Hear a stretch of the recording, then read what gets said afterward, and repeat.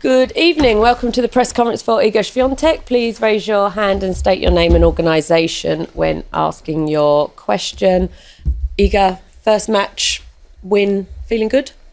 Yes, especially, playing first match after a 3-week break. Felt a little bit rusty, but I'm happy that I'm through to the second round. And so it's good, that I'm going to have another chance to play on the grass court.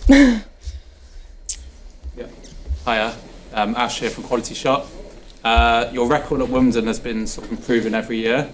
Are you feeling, more confident on the grass now than ever before? I guess so. When you switch to any surface, first couple of matches are not going to be comfortable, and you have to accept that. But looking at, how I'm playing on practice court, I feel like I'm doing progress every year, and every year is a little bit faster for me. The process of adapting to the surface. So yeah, you can say I feel more comfortable, but it doesn't change the fact that it's gonna be tough on this court anyway, because it's a Grand Slam and you have to be ready. Iga, you've had some quite tough early draws at Grand Slams this year. Obviously, Kennan's a Grand Slam champion. You played in Australia as well. Do you think that facing a test early on actually helps you at majors? That's a tough question because, as a player that is, seeded and sometimes even has a bye on most of tournaments, you're getting used to kind of having these first two matches and having them under control. So it's not a case when you have a draw like that. You need to be ready, straight away. And obviously I treat every match, fully professionally, but sometimes you just know that you're gonna have control, and it's different when you play a Grand Slam champion or a player that can play good. So I wouldn't say it's easier because on Roland Garros, as you could see against Naomi, I could be out early. It's a little bit harder even. But on the other hand, when you have these stressful situations or tight moments early in the tournament, when you're gonna have them, in the semifinal or something, you're not gonna get so stressed because you'll be already, used to it and you'll be already kind of in the rhythm. But first, you need to get through these first rounds. Sammy from there. Hi, Iga. Well done today. Thank you. I know you always like to walk on with the headphones. Just wondering what was on the playlist today, and does the music get more heavy as you go through into tournaments? Do you have final songs that you reserve for finals? I have the same playlist since beginning of last season, so it's pretty boring. Usually now it's when I'm walking on the court, it's the Rolling Stones. So yeah. Charlie? I just wondered, when you're at Wimbledon, not competing, not at the club, what sort of things you like to do kind of in your off days and that kind of thing, the things you've done? Well, I'm staying here at Wimbledon, so there's not much to do. Usually I kind of changed my routine for the past year and a half.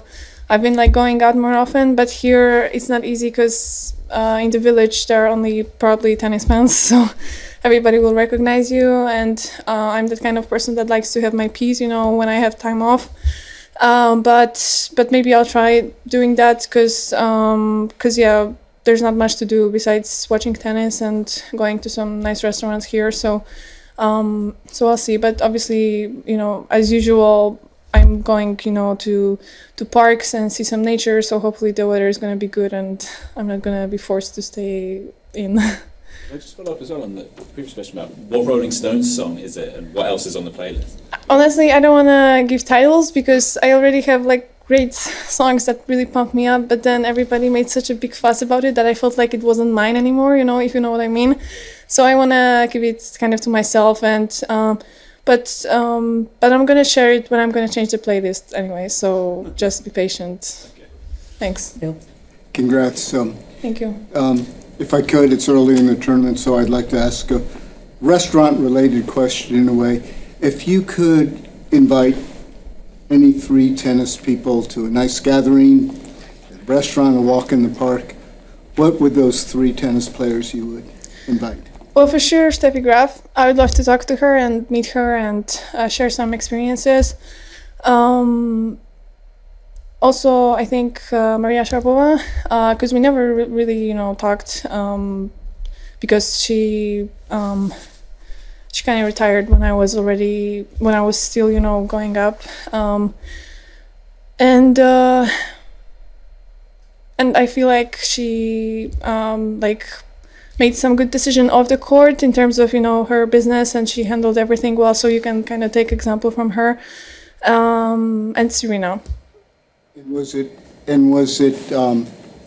Steffi's forehand or her focus and discipline that you would say more inspired you? Yeah, her mentality. It's hard for me to compare our styles, and obviously we're playing in different eras of tennis, so it's kind of hard to find the same things, especially with her backhand and her slice and her volley, and me not being able to play these kind of things. So more about mentality. Okay, we can take one. Is that a follow-up or? Sort of, yeah. Is that all right?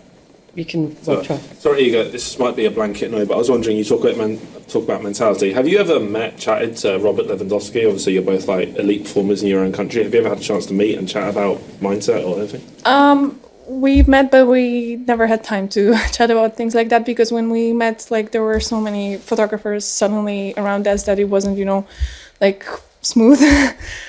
We met at the gala that we have every year in Poland, where they are giving awards for the best athletes. So it was 2020, yeah, and we had 30 seconds to talk. So yeah, we're gonna.